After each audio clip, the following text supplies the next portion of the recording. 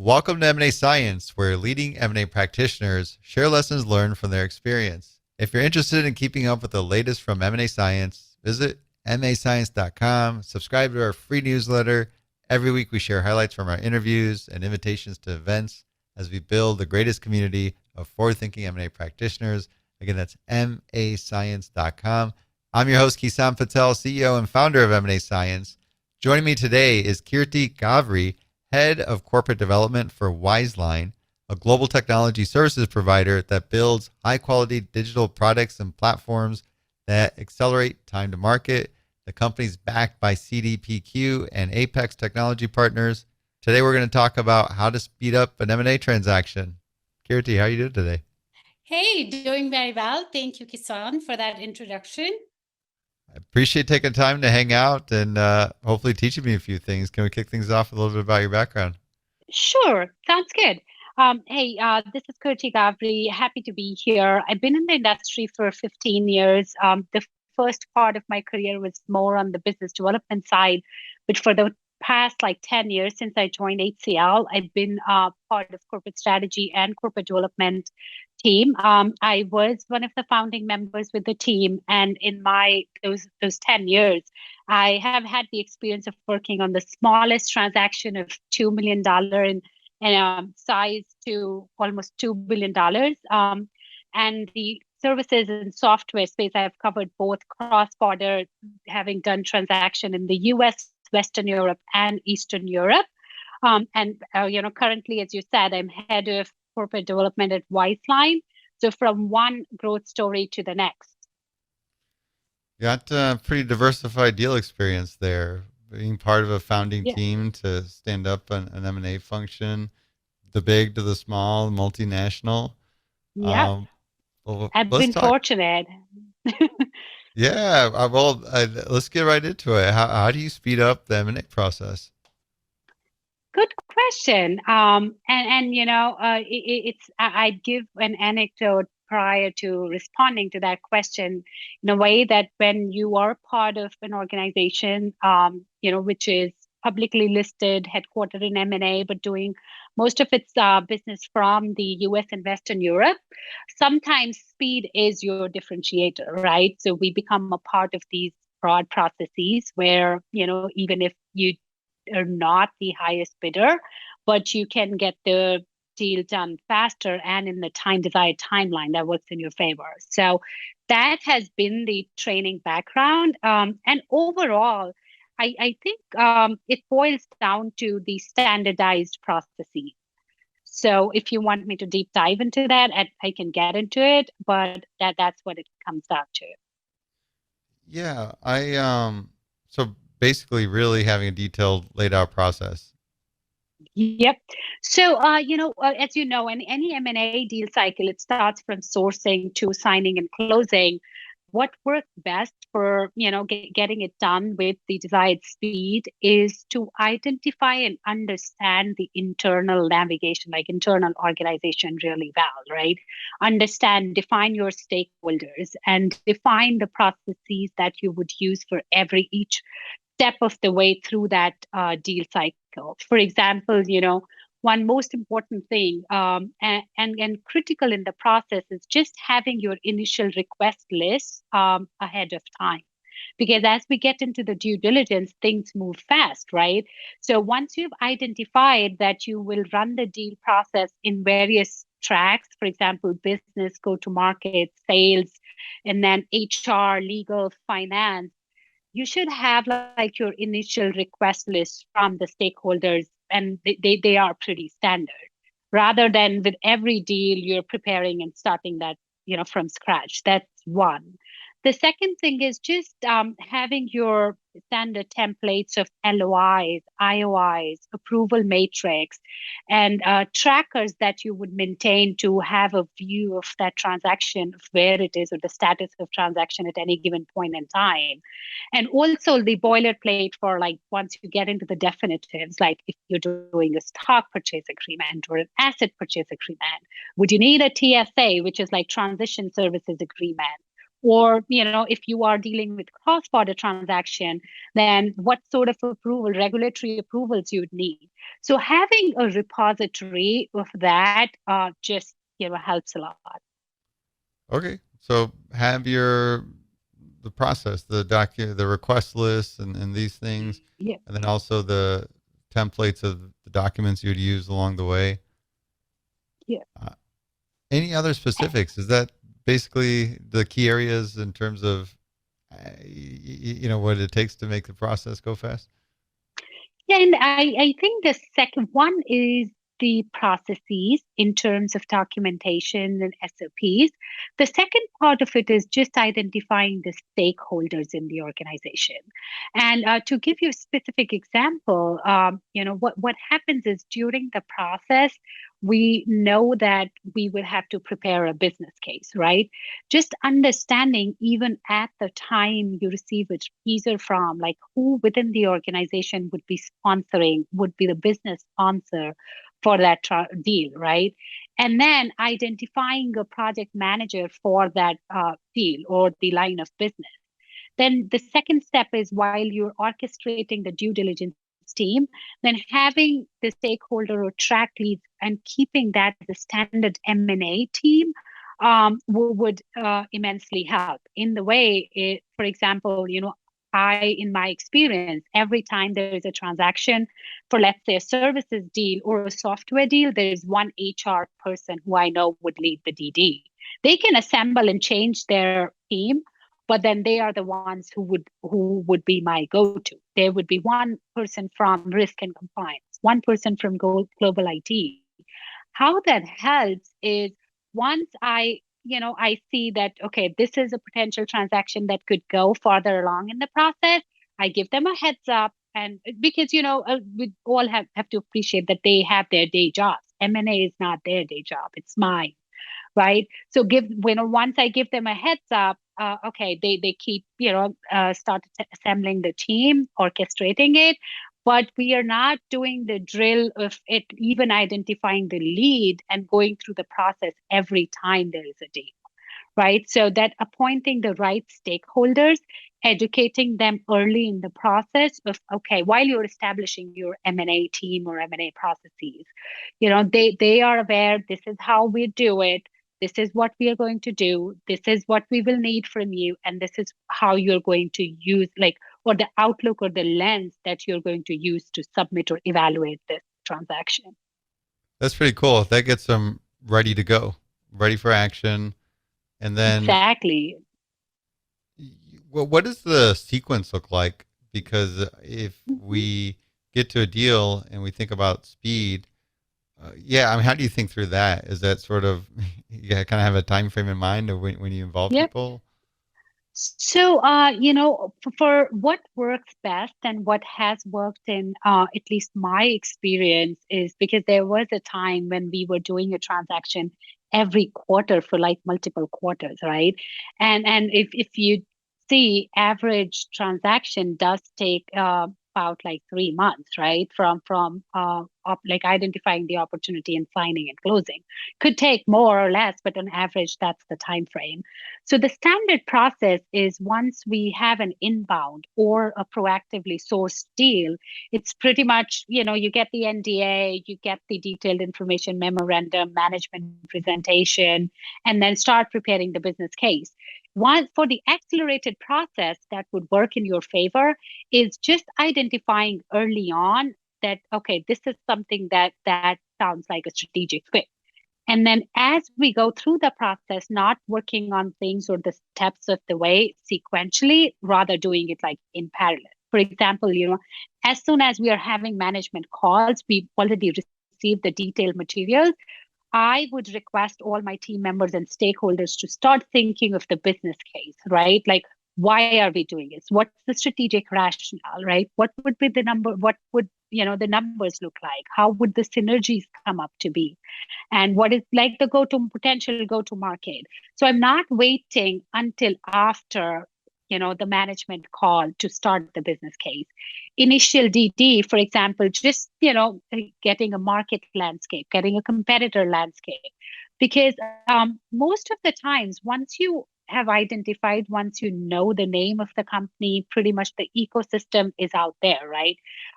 For us to do that research. So starting that prelim DD and starting to prepare the business case internally in like parallel makes a lot of impact on the timeline. On the business case part, how does that unfold? Is there a template around that to make that go by faster? Yeah. Sure. Yeah. And then that goes back to my first point of having the standard processes. I think if I were to bucket these standard processes into key deliverables, if that makes sense, the number one deliverable in that would be, as I said, initial request list. Then the second would be business case preparation. That includes the valuation and the financials of it, and also the strategic rationale, market opportunity, competitive landscape. So there has to be a standard, sort of like a boilerplate template that we primarily use, and you can change it case to case, but then it's like at least the template is there. Then the same thing goes as you go to the LOI. So that would be the third deliverable, right? Or like a term sheet. Some potential targets would prefer a term sheet. And then as we go get shortlisted for the latter stages in due diligence, then the standard trackers that you would use as an update to identify if there are any red flags or key issues that you foresee in any of the diligence tracks. That's another deliverable, like the DD tracker, right? Then the diligence report that you're going to present to your board, to your internal management and the stakeholders. And then the next, the final part is the definitives. So either you're using your own templates or you're working on the agreements coming from the other side.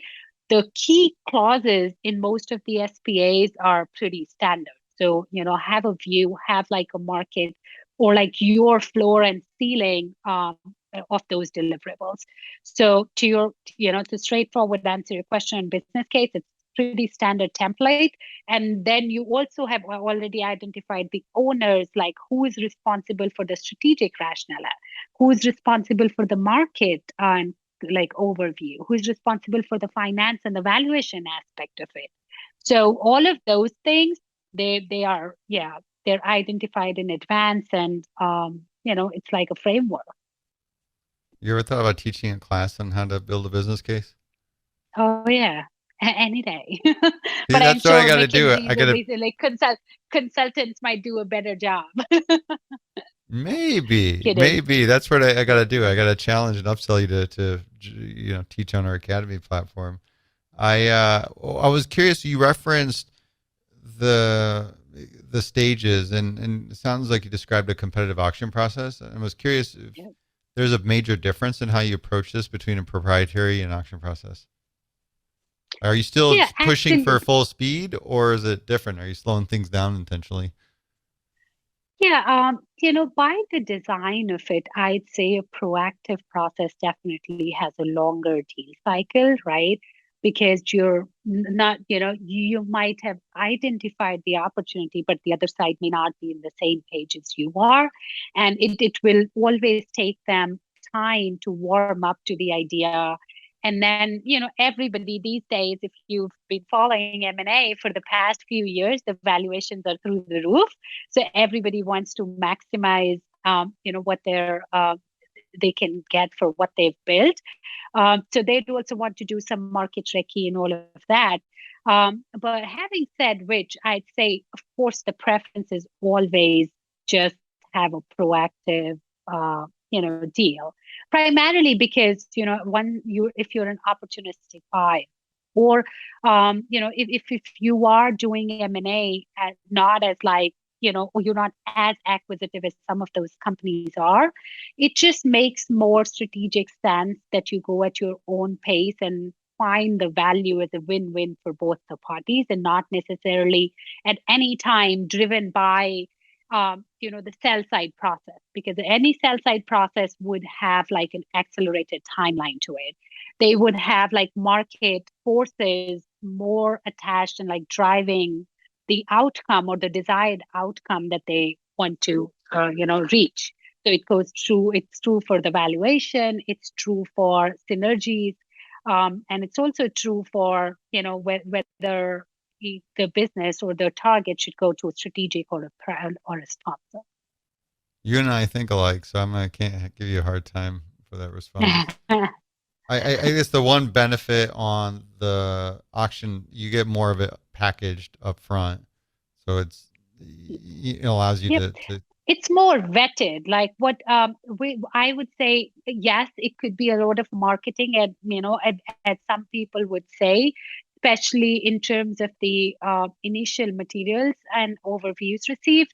But I would say one thing: a big pro for a sell side, or like a broad, like, although with a disclaimer that not every sell side represented process is an auction process too, right? Some of them, I have seen, a lot of them taking that consultative advisory approach too, where they know that they are only going to selective parties where it makes strategic sense. So I won't generalize it to every sell side process as auction process, but if it does fall into that category, one thing that I would say is a big pro is that they are more prepared as an engine to do the deal. So likelihood of getting the deal done, one is very high. And the second thing is just the preparedness to be in the process in terms of the financials or the information that you'll receive. It's something that, would be more prepared and more mature. fair enough. But we still like proprietary deals. So now, can we go to your initial diligence approach? Can you walk me through what that looks like? Sure. So, as I had mentioned earlier in one of my responses, that initial diligence really begins as soon as we have the detailed information, right? It's like much before the official due diligence track is triggered, right? Or like the data, we get access to the data room and so on and so forth. So, initial diligence is primarily, it is largely to understand what is the market opportunity for that potential target, right? Where are they playing? For example, if there is, you know, Microsoft ecosystem services provider, right? So we know that, okay, if it's Microsoft, then the competitors could be Google or AWS if it's in the cloud, right? So just to understand where are they placed in that ecosystem, right, as compared to other vendors, what is their go-to market, and just getting the public information that's readily available out there, and also just talking to industry stakeholders, talking to your business stakeholders who are out there in the market, talking to customers. Of course, all of it happens discreetly, but because we already have the information, that's where the diligence starts. In terms of now HR, finance, legal, all of that still is parked for the latter stage because you don't really have a lot of information on that. But just to reinforce, underscore your strategic rationale and the synergies, it's all, just getting the information from your market leaders. It's a lot of homework to do up front. Yep, always. And then, because it's one of those processes, M&A, and as a buyer, it's like, okay, are you at any given point in time, there's that question dangling in your head. Are you overpaying? Is this the right one? Could there be, five others that we are missing if we do this one? Things like that, right? You only get one chip. If you go ask your CFOs who are writing the checks. Yeah, yeah, that's fair enough. So. You want to have a bunch of particular. What about when you start getting? And this sounds like this is all before conversations. No, not really before conversations. It is once we have signed the NDA and we Okay, either have had a management call or are scheduled to have a management call, but we have received the SIM. So SIM is like a market standard confidential information memorandum that you receive after you sign the NDA. okay, and then you're doubling down on a lot of that stuff, and Yeah, then that's when the diligence really starts, because prior to NDA, you know nothing. You don't even know the name of the company. what's like key things you're asking for on those management presentations? So, they are bucket or like kind of categorized under different heads. Like one more targeted would be just the health of the business overview. Like how has the company come about? It's an important question because you'd see a lot of targets, especially if they have been around for a while. They at some point would have pivoted their strategy, right? So if they are in the process now, it's and they were, let's say, founded 10 years ago or like 20 years ago, there's always a story to their history, right? Like where they started, where they are now. And that's why they are around still and shopping, right? So one important bucket is that business overview and the evolution of the company as like from their strategy point of view. The second area then would be just the overall like go to market, like how, and then what we're trying to answer there is this business scalable? Like, can you sustain this business for a period of time if it were to be left alone, right? And then the third area then is like, what are the use cases? Like, why are the customers spending money with that company, right? So, what is the stickiness of their customer base? And then the other part is more like financials, which I'd say, to be honest, in the management call is still high level, just to understand like how are they're recognizing the revenue, right? And then just what their profitability or the cash flow looks like, and what are the areas of improvement there, and the triggers or drivers for growth and improved profitability. But management call is more centered around the health, like the business, and less financials, I'd say. Do you get like culture related questions to dig in and understand how they actually do things or what that looks like, what the vibe Great is? point. Yes. Like people aspect is, one of the big things. And the reason I say that is that most of the processes or the transactions, M&A transactions, they fail or succeed, or even like early in the process, you get shortlisted because of the cultural fit. Because, think from a seller standpoint, and if they are in the process, of course they have suitors, right? So how are they looking at, okay, who is the one among so many companies that maybe you can bucket them in a similar like global footprint or the revenue size or the strategic fit, but what is that differentiator? And it comes down to people, right?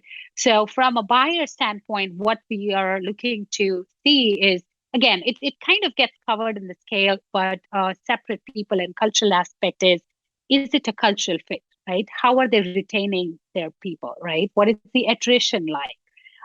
Do they have tie-ups with universities involved, right? And how are people motivated? So things like that, and that also talking to the management and understanding what is important to them in terms of expectations from a potential buyer tells a lot. You have any like key questions that you ask to get that conversation going or So I think one most important is, how are your employees going to feel about this potential transaction, right? The second question that I definitely almost always ask is, how are like average tenure of the employee? Like, where are you getting your talent from, right? And how are they motivated in the process to stay with you? And again, like, do you have any tie-ups with the universities or like your talent more homegrown versus are you hiring like experienced professionals, right? In terms of culture, one important, and it was because I come from HCL, which was, as I said, like broadly global workforce in India. One of my questions used to be like, how would people feel about working in a global company or like with majority of its workforce in India, for example, right? So cross cultural, just understanding like how would their employees or even the management feels about that. hmm. I like that a lot. That is a good way to get the conversation going in that direction. Yep. Put the tough questions up front. Um, Yep. We I used to think it's a tough question, but you'd be surprised that these days those are like the conversation starters. Like It should I be. have come across companies where they'd say, hey, you're not even, we've not included you in the process because our team, like, the potential target, they don't believe that it's a cultural fit. Like they've already identified for whatever reasons that we are not a cultural fit. So we think it's a conversation starter. And on the other side, it's also like, oh, great cultural fit, right? Like we think our team is ready because you are global, you have a global scale, but we are local. And, we're happy to work that way because in that, you do get like one does get enough autonomy and power, or like they're empowered for that geography for a global organization, right? That's a Yep. really good point. The approach in competing in an auction process, what's your strategy look like when you're competing against a lot of PE firms as a strategic? Good question. And to be honest, at least in my experience, and I would say it still holds true for like a strategic buyer, is unless we are extremely, keen in the area or in that target or the potential market space, we are always very cognizant of, okay, this is going to be tough. Like, do you even go through that brain damage? And, is it even worth it? So because we are cognizant, what it helps us do is even in the initial stages of the process, we ask those tough questions like, hey, like I am one of the person, who would just ask the sell side banker or the advisor in the process that, hey, what is it going to take, right? Like, how broad is the process? Are we talking like sub 10 parties or like more than 10 parties? And just asking, like, if it, and just doing the initial back of the envelope numbers and running them through them, saying, hey, if we fall out to be here, not even asking for guidance, just generally taking a view. Do you think it is even worth being in the process? Like, do we even stand a chance? Like, questions like that.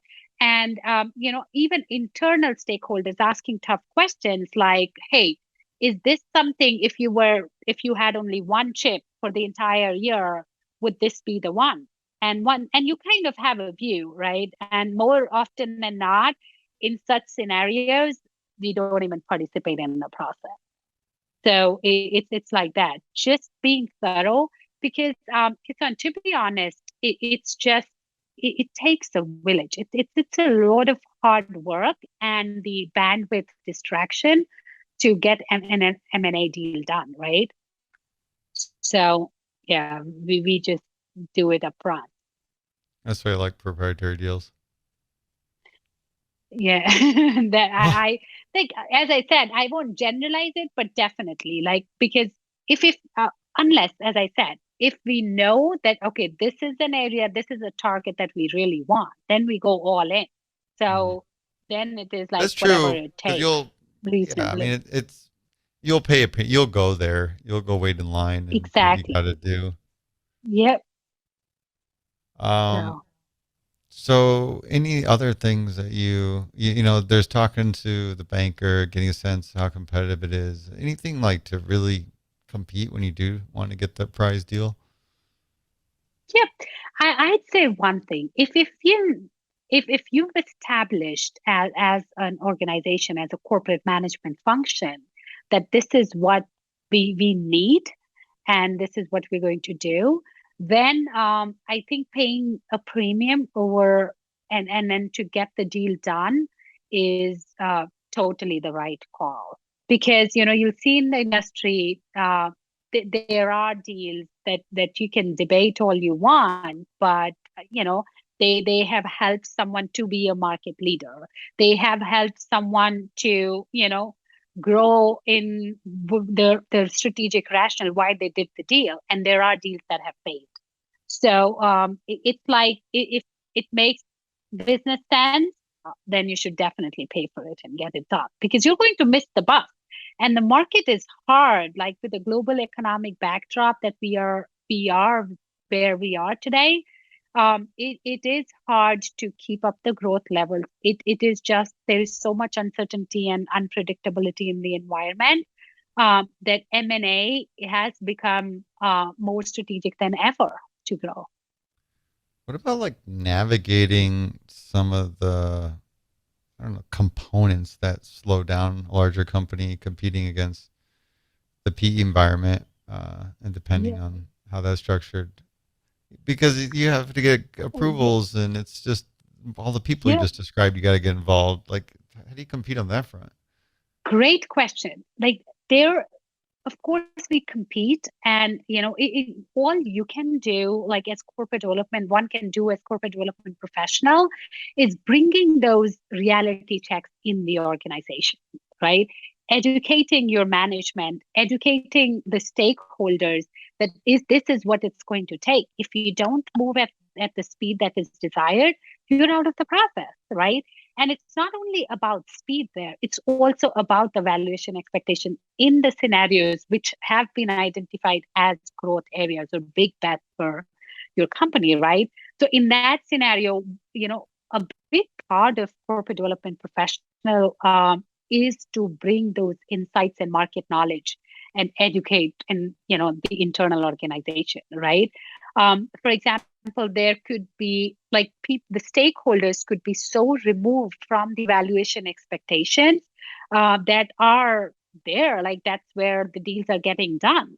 But as stakeholders or as like internal business people, it just doesn't make sense, or you cannot justify as finance professionals to pay that premium, right? But just telling them factually, and it's not about like they don't know it, they don't want to know it. It is about just giving them factual checks of, okay, this is what it's going to take, and it's totally your call. We're not trying to enforce a deal here, but if we want it done for the strategy or the vision that you have, this is what it's going to take. There's it sounds like there's a big part around expediting the buy-in internally, but then there's Absolutely.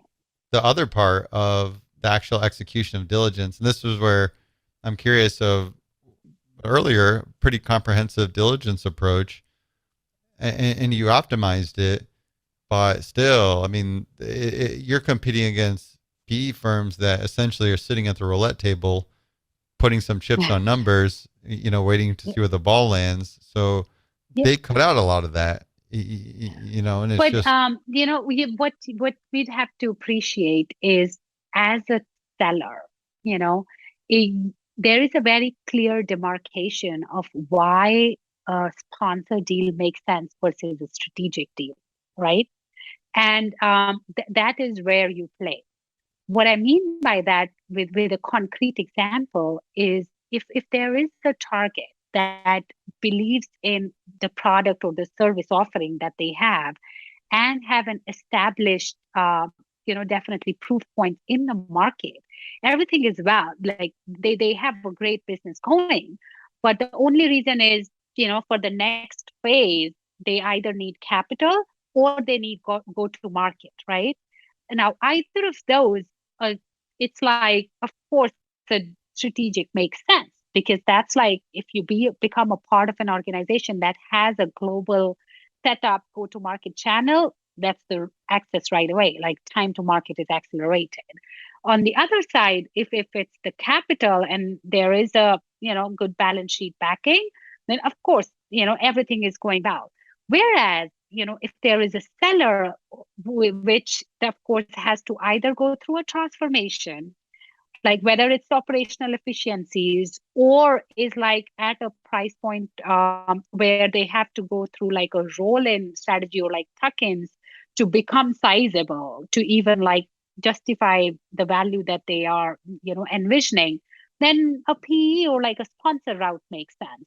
So I think there the competition is not as much as speed or value, because once you're in a process where sponsors are a part of it, and there is like an equal weighing from the seller side, then you can't really beat unless a strategic absolutely makes sense, because of course, That's a sponsor comes in.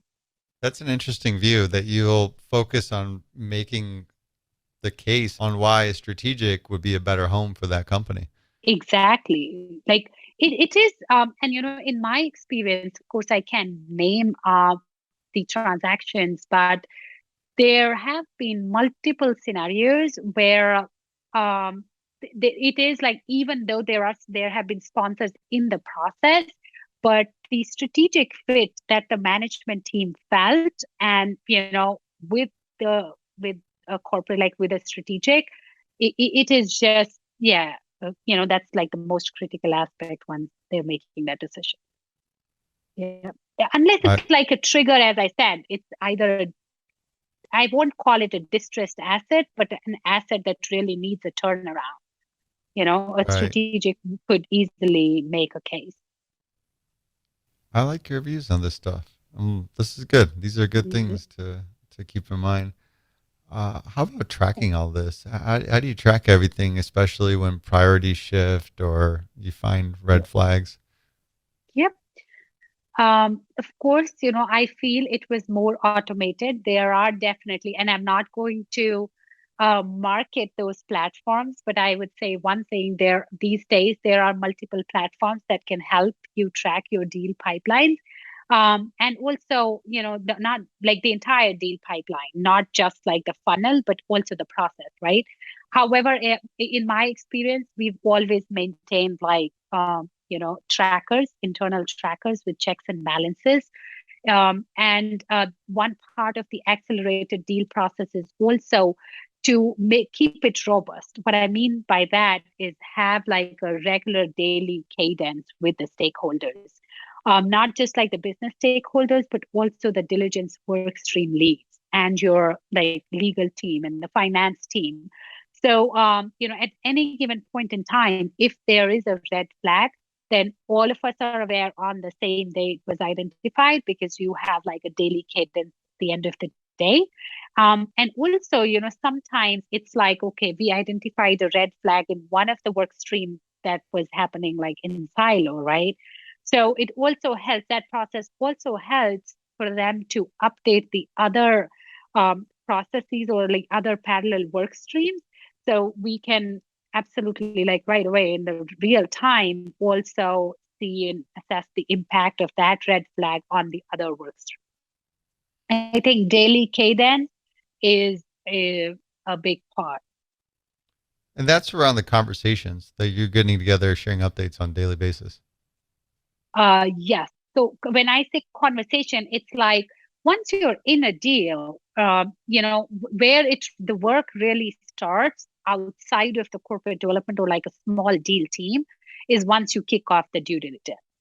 Right. Other than that, it's all like brainstorming. It's all like Mhm. business case. And there's always it's a very small deal team that is even aware of this, transaction until that point in time because of the confidentiality reasons. And then when you say like a daily cadence, that's those huddles where you sort of check in because you do Cor- have a live deal going on, and Correct. that's So when it people is will speak up. correct. So I will, as a corporate development professional, you'll maintain a tracker of, what is the status of deal. Like, so that's just to give you a visual view of what that tracker would look like. Would be, okay, we are at this stage. It's the due diligence stage. These are various work streams that we are running. These are the owners of those work streams, right? And this is what they are covering. For example, like in let's say HR work stream, right? What they are covering is, what is the employee census? Where are the people? What are the skills of the people? What's the average tenure of the people? Do these people need visas, right? Do they have any employee issue? Like what are their leave policies, employment policies, right? Things like that. And one issue that comes up is, okay, they have contractors, right? And okay, the contractors are in Europe. Now, contractors in Europe have very different employment policies versus contractors or full-time employees anywhere else, right? So now it is, okay, we need to involve the Europe local HR people, right? And then if you are thinking of rebadging or taking fewer people than the original team, you can't really fire people in Europe, or that would impact the financial business case with the severance cost going up, right? Things like that.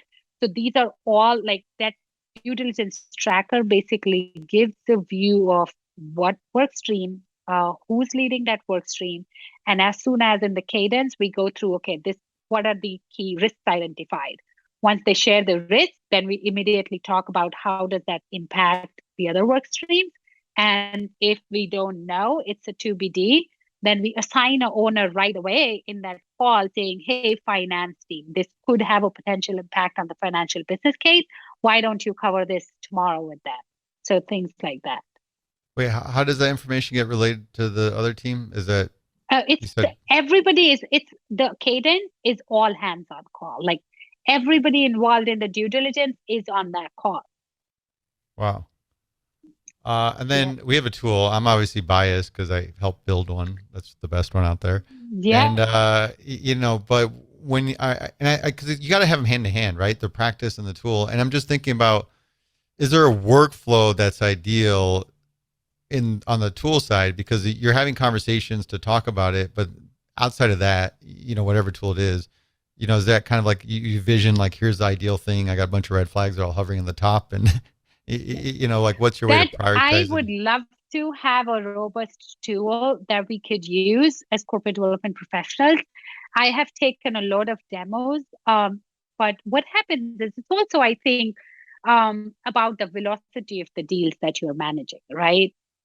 If I know that, okay, we are going to do, let's say, 2 active deals per deal person. So then you start, thinking, okay, is the tool investing in tool, what's the ROI of that? Ideally, I think everybody should have a centralized tool, if there is, that caters to, it's like comprehensive in the regard that I'm saying, right? It caters to all the steps in the pipeline, sorry, in the M&A deal cycle. So you'd map out If that ideally makes sense. the steps out there. Yeah, no, I get it. Yeah, I Because, was just like you're saying, like, if you've identified red flags that are hovering on the tool, it's also like, okay, then everyone has to have access to that tool, which sometimes is tricky because everything that we do in Corp Dev is confidential, right? And what if like the work stream, per work stream, or maybe the tool has a view that's only like, okay, for this transaction, only these individuals get to see something like that, right? I have not something that seen I have to show something. you. You know, like this podcast is sort of crowdsourcing knowledge. Then we have this Yeah, product which is crowdsourcing. You know, by M&A yeah. practitioners for M&A practitioners type of Right. philosophy. But well, yeah, I'd love to take a look at that. because I think maybe because that was ideas. Like I was trying to get a sense of like the visual workflow to really have the priority items there, but make it easy to shift. So as that changes, everybody knows exactly what's still top priority. But Oh, well, that is like even a tracker does that job. So, but yeah, like because and I'll tell you like where the two, maybe it has worked in my scenario because as a deal lead, you are the central owner of the entire deal process. So at any given point in time, I always have a view. So maybe I am biased in thinking that, I always have a view in a sheet or a tracker, right? But to your point, if someone else, for example, like some stakeholder wants to see what is priority, maybe that's where the challenge is. yeah, yeah, because you want to get their own view. Like here's priority one for you, and two, three, and go Right. down. But yeah, Yeah. so that's well. So let's step back out and think about just even function because well stage right because we talked a lot about the diligence side, but then Yep. how does the integration feed into all this?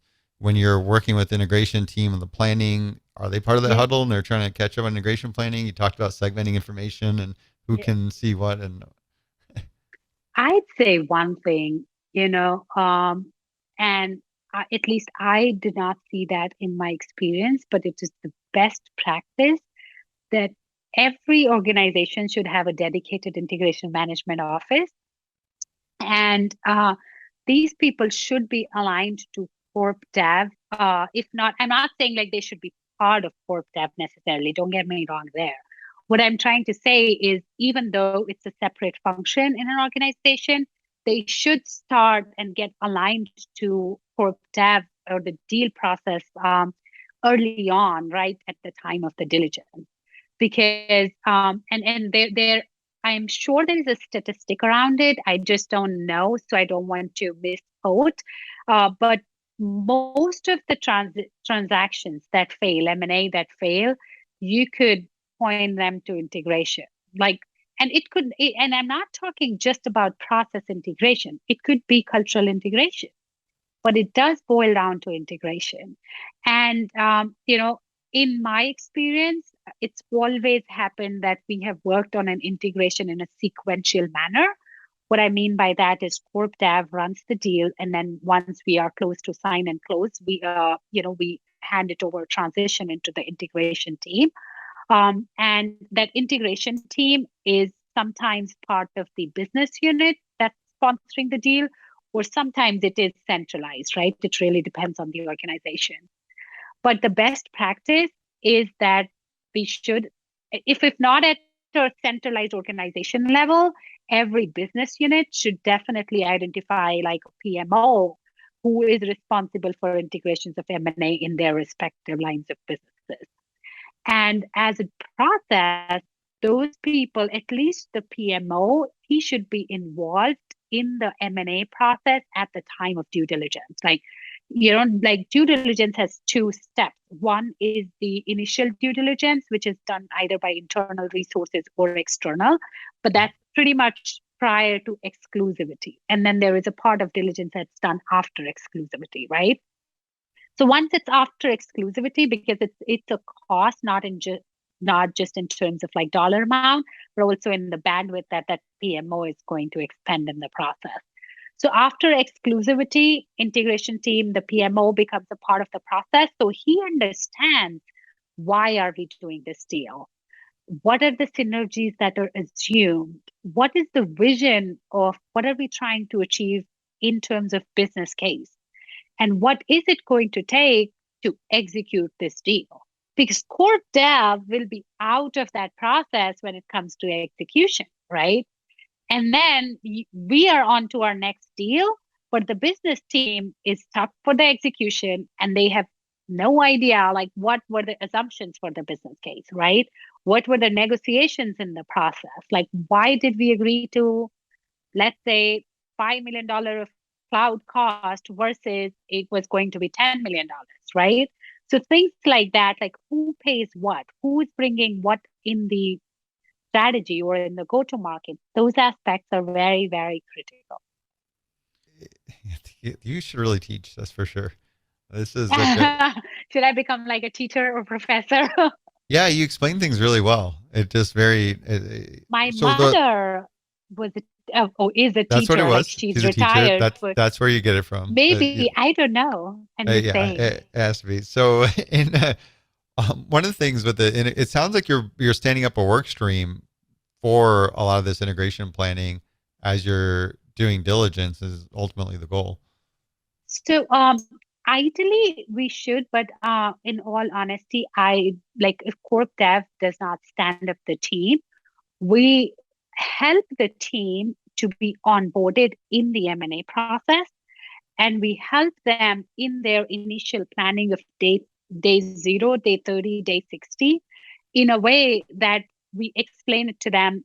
Okay, this is the desired state of this M&A, right? Like the business case. Here we are where we are today, where we're doing the transaction. This is what the business wants it to be in, let's say, 3 to 5 years, right? And then what we help them with is these are the assumptions of the cost. These are the assumptions of the business that we have assumed to make this happen. Now, as an integration person, you see what is it going to take in terms of day 0 readiness. Does the target have the processes to be a part of a larger organization, right? Do they even have an entity?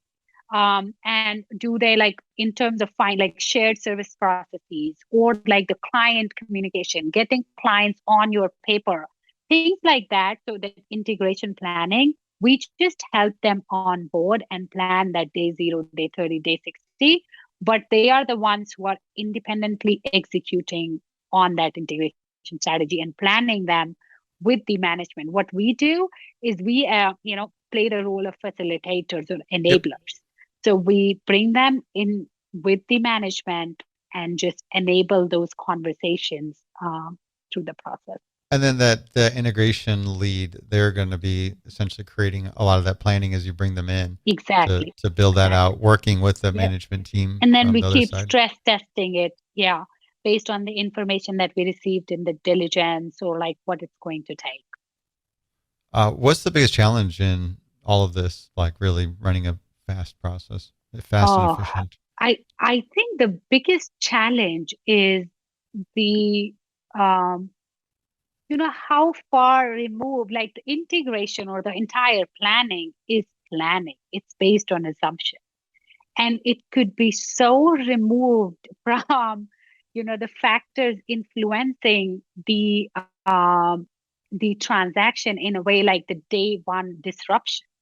Like a lot of times, what I have seen is people fail to account for disruption in the business cases and integration, right? Everybody comes in highly optimistic. Hey, we are going to achieve this day 0, day 30. And like 3 months down the line, the employees still do not have the ID cards for an organization, right? Like, or like the billing processes for subcontractors set up, right? So I think it is that being very optimistic and being in a strategic mode versus like operational mode, if that makes sense. Yeah, I mean, I guess it's getting Like you're everybody so else. far removed, like when you're planning, that's the challenge, right? For example, we were doing this one large cross-border transaction, and there is an employee town hall that is supposed to happen day 0 of signing, right? And let's say that that's like whatever XYZ date. And the planning for employee town hall is our leadership is going to be there, all HR is going to be there. And we figured that the leader who's supposed to be there doesn't even have visa to travel to that country. Or like if we want to get into the specifics, um, sometimes like we were preparing the business case and we assumed that, okay, this management who the owners of the company are going to be a part of the team. But once we are transitioning them, it's like, oh, they were the owners, so they were getting the distribution. They were not really getting the salary. Now, those salaries, this business unit who we're going to integrate, it doesn't, because that business unit is more technical. So they can't account for that comp as a cost in their P&L. So where does that get mapped in the organization, right? So things like that, you just never prepared for. Yeah. So there's managing the details and the unpredictables. Any other Yeah. key lessons learned? And like one big thing that had happened to us just came to my mind was, thankfully it was identified before sign and close, but it was like, okay, the entire deal structure that we've agreed upon is based on the fact that the economic value transfer from the contracts would happen as, the client contracts would come to our paper and we start billing them, so we get the revenue. However, the client contracts, as they stood there, had provision that they had like a change of control clause, for example. So in the change of control, that cannot happen day one. So day one, you get all the cost, but you don't get the revenue. So then you have to be creative. Okay, now we can, be a subcontractor or think of like how can we have that economic value transfer? So things like that. Any other advice or lessons learned from your experience? I think lesson learned is, there's always like best practices. Every deal is so different in its own regard. I would say is in at any given point in time, we should always like keep asking the tough questions of why we are doing it. And we should always lead with the people aspect because people are the reason why a business is successful or not successful, right? Sometimes we can get lost in the numbers, uh, but it should always be how, like, what is it that the buyer is looking for in us, in the potential partner, right?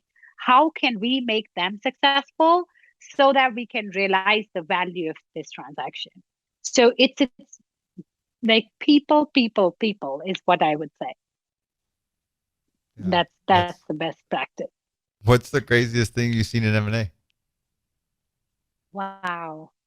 Crazy. I would have to say define crazy, right? That's for you to define. So I just asked a question. yeah, no, I know. Huh. I think the craziest that I have seen is that other than that, we have walked away from the deal multiple times, and then came back and got that deal done. Um, what's the craziest? Hmm. Yeah, it is about like just watching the resilience of people to get the deal done. There was this one specific transaction that, we, and it was one of the fairly large ones in size. And it was like, oh, there's no way we can do it. We're not even looking at it. And in 5 days, end to end, from getting the teaser to getting signing and closing, we got the deal done. Even today, I can't believe that we could have gotten it done. Like I don't know. It was like when it made sense for both parties. If we want to do it, there is a timeline from the other side, timeline pressure of if we want to get it done, this is the only timeline. So we literally had like 5 days. We had to travel for the deal. We had to orchestrate the entire team and negotiate. And in those 5 days, there were at least two times where we felt like, okay, this deal is not dead. Let's just all pack bags and go home. And we got it done, like end to end, with diligence, with all documentation, and everything. Like getting all stakeholders, getting the board approval, everything. That sounds like an interview case study of its own. Yeah. Although, of course, the thing is we can't reveal too many details of the processes but that's like, how resilient, and it takes a lot of stake. It's like crazy in its own regard. It's not like the funny crazy, but it's Yeah. crazy to even think that we could get it done. And it had so much of like intellectual property negotiations around it. I think I'm going to pitch a TV series to Netflix since we're pitching, about doing a show about M&A deals. Just have a little, you Yeah, can change like it up they every have it. day. There is Netflix about everything from like, yeah, whatever. Yeah, From they should dating be to an home original on editing M&A. to, yeah, it should be about M&A. You I have all hear the you. And elements then over there. You got a lot of drama with all the change management that happens. So you do it end to exactly. end. Where here's an idea where you got a couple executives meeting in first class, and then you Yeah, progress it all the way through to exactly. and That'd all be the fun, stories you I'm could. sure. All right, I'll work on it. I think I know who to reach out to over there. Kirti, this has been great. Thank you so much for taking the time. I enjoyed talking to you. I learned a lot. Thank you for helping me become a better M&A scientist. Thank And you. Appreciate it. until next time, here's to the deal.